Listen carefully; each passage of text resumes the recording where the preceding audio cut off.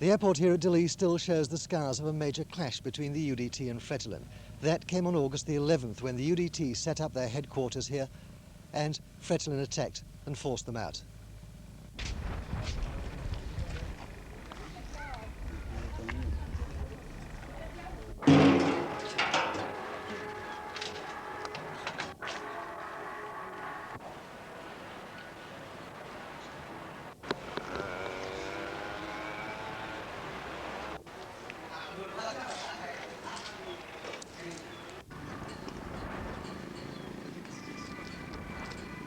I have had several contacts with the Indonesian ambassador in Canberra, and I believe that Indonesia has no intentions whatsoever to take over East Timor by armed aggression. But of course, we have had some incidents along the border area where Indonesian regular troops have been taking active part in fighting against our people.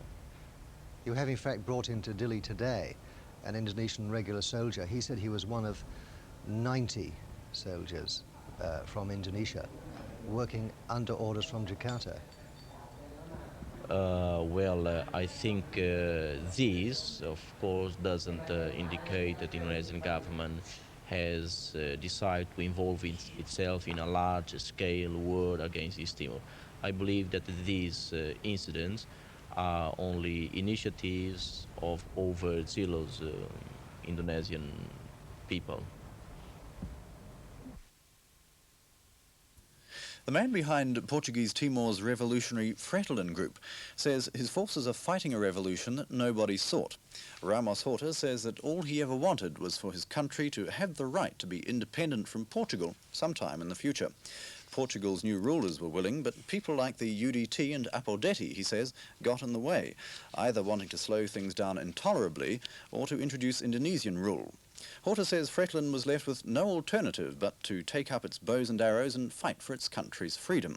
Fretilin has the upper hand at the moment, but an Indonesian invasion could quickly change that. For its part, Australia says Portugal should sort it all out, but Portugal's leaders have problems of their own right now. We've not seen much film from Timor, partly because the Australian government has hampered journalists in their attempts to get into the area. TV1 newsman Tony Smith with cameraman Leo Shelton and soundman John Carpenter filmed this exclusive report. Timor, 640 kilometres off the Australian coast. Until August, an island where nothing much happened, and the only visitors were the odd Australians over for the weekend and hippies following the drug trail. Then, early in August, a right-wing political party, the Timorese Democratic Union, or UDT, staged a coup. They had the backing of the police. It was here at Dili Airport that they set up their headquarters and held out until Fretilin, the Revolutionary Front of Independent East Timor, got the army on their side. They swapped their bows and arrows for automatic weapons, and in the civil war which followed, at least 2,000 people died. This was the village of Colomera in the poorest quarter of Dili. It housed about 5,000 people, and also here was the headquarters of the Timorese National Workers' Union. That's a union which is controlled by Fretilin. On the night of August the 11th, only hours after the original coup, it was surrounded by UDT soldiers and burnt to the ground. This was a pattern which was repeated throughout the country. Fretilin homes were razed, their occupants either fled to the hills or were slaughtered. The civil war is one full of anomalies. Fretilin's greatest threat comes from the Indonesians, who are openly arming the UDT and sending their own troops across the border to attack Fretilin outposts. And yet, over the Indonesian consulate in Dili, the Indonesian flag still flies. And inside the ground, supporters of Apodetti, a third political party which hasn't taken part in the fighting, have sought refuge. Fretilin provides them with food, and normally we saw only a couple of soldiers on guard. On this occasion, Fretilin had been told there were 3 high-ranking UDT members hiding there. Nevertheless, the troops waited patiently outside in case the UDT men should be unwise enough to step onto the road. They've got strict instructions not to infringe Indonesian sovereignty. Not far away in the local military barracks, several hundred UDT supporters are being held. Those who didn't play a major role in the fighting are kept in a compound outside. Fretilin says they'll be released in the next few days.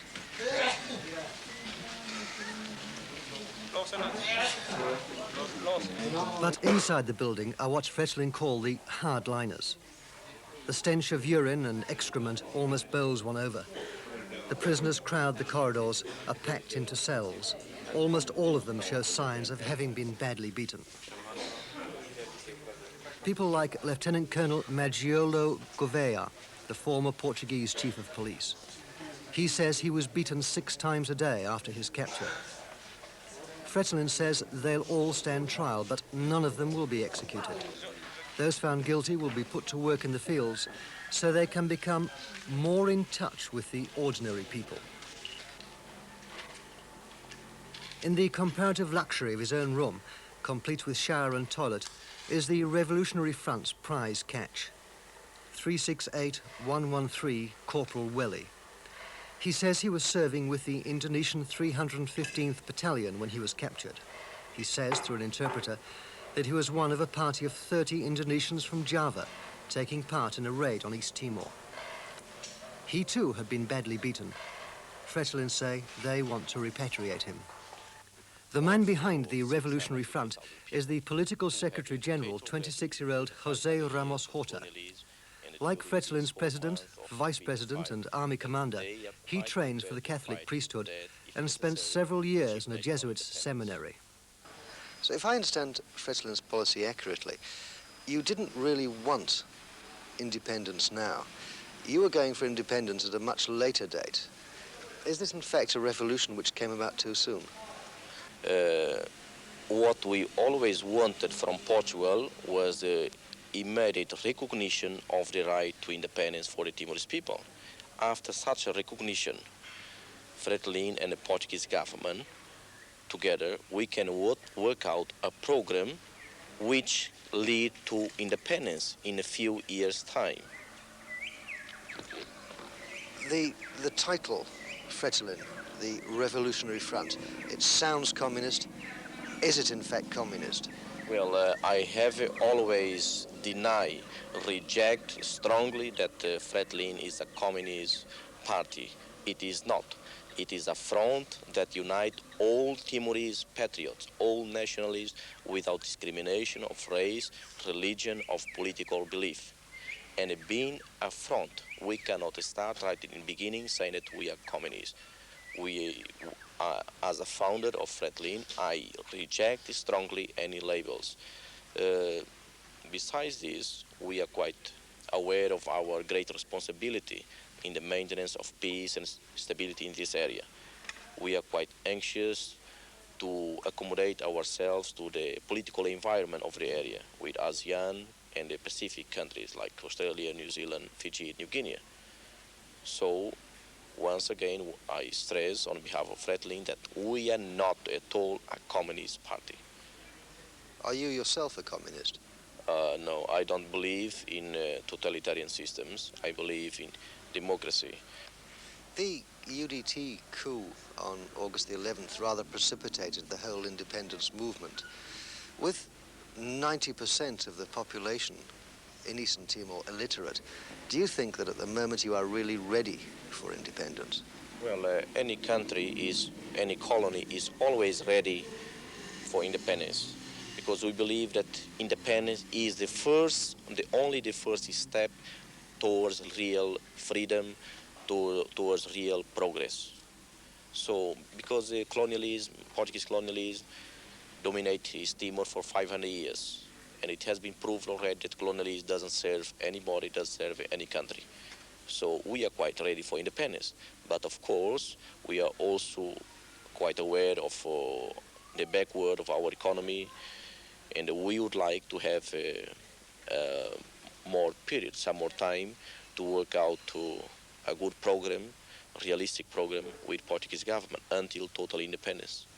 Is this why, in fact, the colonial building in Dili is still there, is untouched? The Portuguese flag is still flying. Would you, in fact, like to see the Portuguese return? Yes, we still recognize Portuguese government as the only authority in East Timor. Do you really think that East Timor can be independent when already the larger countries are starting to exert pressure? For example, you have the Australians looking for oil, you have the Japanese building hotels, you have the Indonesians just over the border. Do you really think that you can be independent? Interdependence of the countries in the world, it is a reality. It's not only small countries that are dependent on their big powers, but nowadays most of the countries are dependent on each other because of economic or military reasons. We cannot run away from this reality. We know that we have to live with the neighboring countries. We know that we are going to have a lot of pressures to manipulate our government. Portuguese property has been well looked after. Their houses are intact, and government building seems unmarked by the fighting. While their flag still flies, the Portuguese themselves look out on the scene from the neighbouring island of Atauro. Fretilin provides them with food and even sent over 15,000 cans of beer at the request of the 50 Portuguese troops who are still there.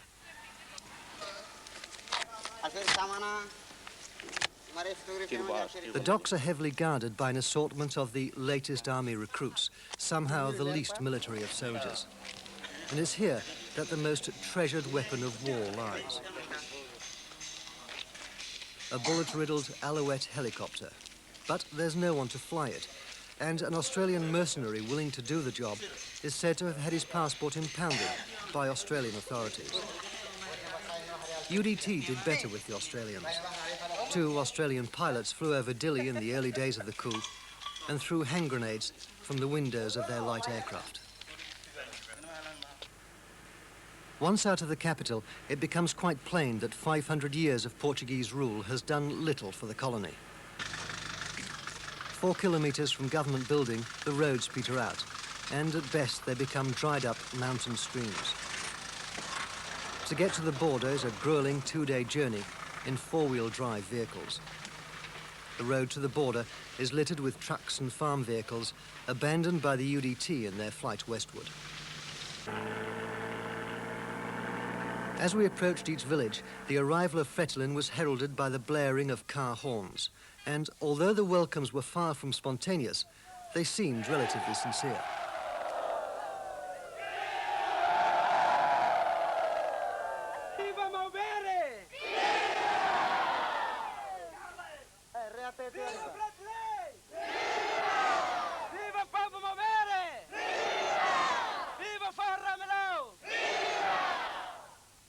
The song they sing is the Fretilin hymn, Forro Ramelau, Mount Ramelau, the highest peak in the colony and the highest in the Portuguese Empire.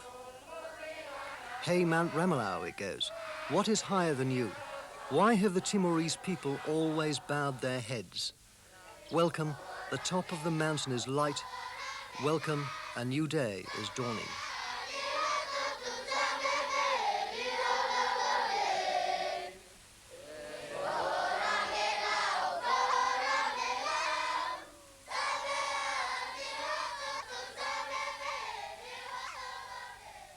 The closer one gets to the border, the more one sees of the Maubari, the ordinary people. Hill tribesmen armed with spears and bows and arrows.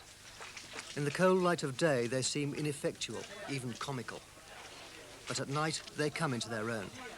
They're deadly accurate with their archaic weapons, and the Burmen have developed a technique of loosing off 3 arrows at a time in a burst approaching the rapidity of machine guns. On the outskirts of the village of Atabai, a 12-year-old boy stood guard. His name is Pele. He'd arrived there with 200 rounds of ammunition and an automatic rifle. Under the rules of Fretilin's army, they were his, and he was a soldier.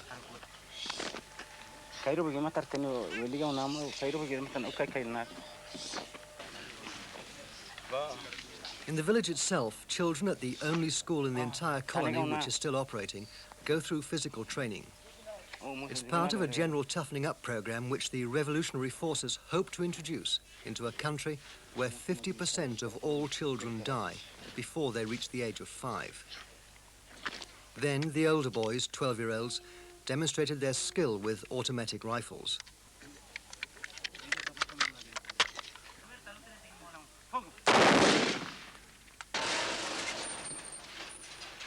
From Atabai, we were told that for our own safety, we would have to make the rest of the journey to the border in a military convoy taking reinforcements to the outpost of Batagade.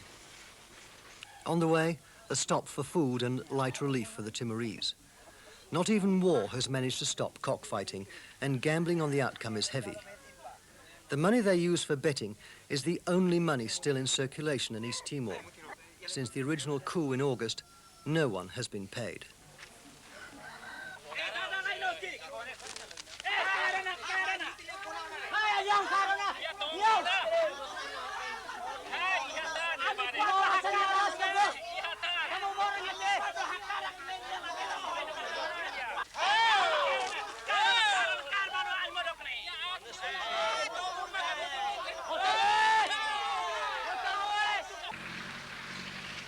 And then the final 30 kilometers to the border. It took 4 hours. And already the journey had taken its toll. Behind us, a truck laden with soldiers overturned. 4 men were badly injured. 2 of them later died because there was no medical aid available.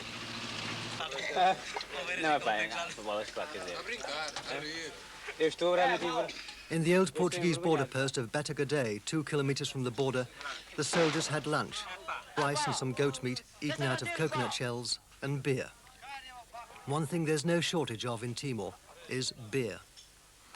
It was here that the soldiers told us of the effect the civil war had had on them. They talked of fathers, brothers and sons fighting on the other side, and one soldier from Mozambique told us that he didn't think his rock group would be able to keep a booking in Jakarta. He was the drummer and at the front.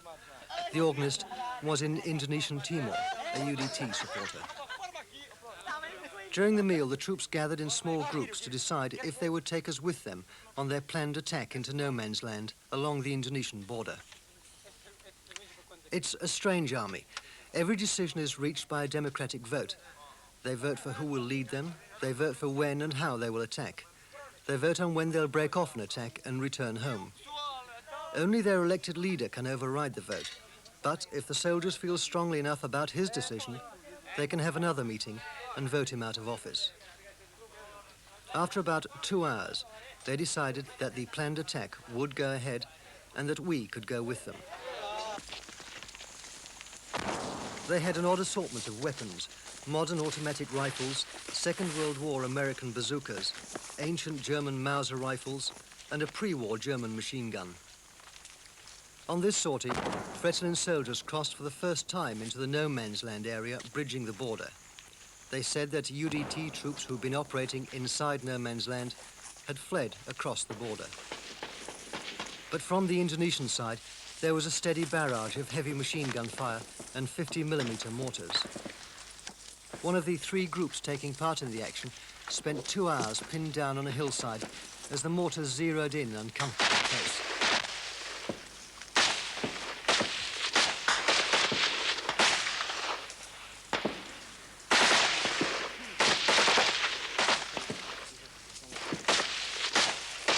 During the action we saw, but weren't able to film because of the fading light, an Indonesian frigate which steamed across the river mouth marking the border and hove to well inside Portuguese territory. By the time the engagement was broken off, a 3-mile stretch on either side of the border was blazing.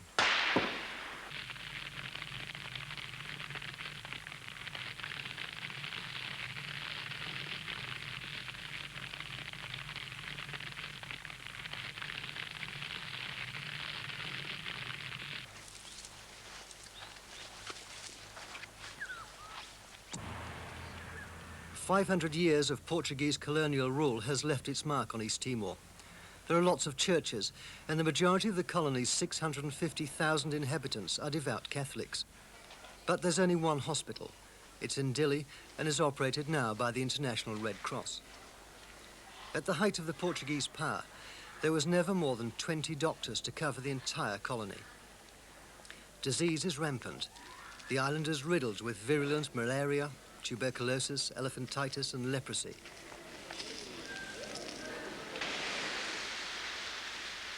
food is rapidly running out. There's plenty of it around, but farmers have fled and crops are still waiting to be harvested.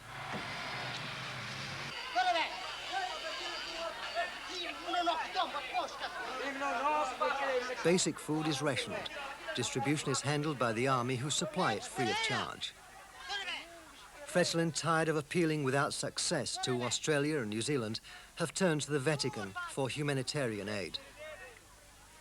Apart from the churches and vast quantities of arms and ammunition, the Portuguese have left very little. Apart, that is, from beer, wines and spirits. And at a conservative estimate, there's enough of those to keep the entire population of East Timor adequately supplied for the next 2 years. We never wanted immediate independence. What we always fought for was immediate recognition of the right to independence for Timorese people. I see the future of East Timor as inevitably independence.